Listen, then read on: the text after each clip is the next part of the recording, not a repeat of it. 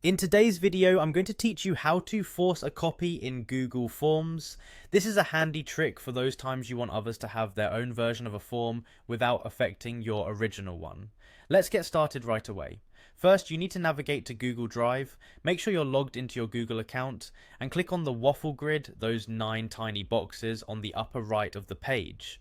When you click on them, a drop-down menu appears. This menu includes various Google apps, and today we're interested in selecting Google Forms. If you're unfamiliar with it, Google Forms is this fantastic tool that allows you to create surveys and forms effortlessly. Once you have Google Forms open, you'll need to select the form you want to share. If you haven't made one yet, feel free to either create a new one or pick an existing one from your dashboard. After clicking on your chosen form, it will open up in a new tab, ready for editing or sharing.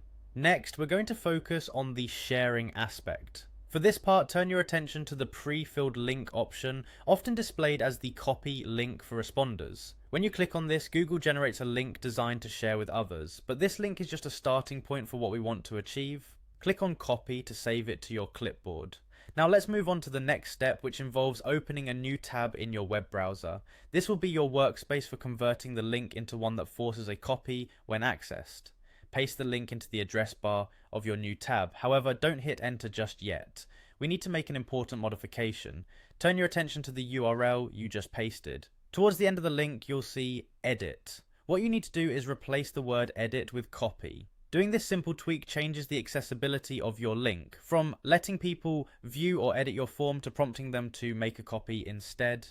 It's a little change with a big impact, ensuring the original form remains untouched while each user gets their personalized copy.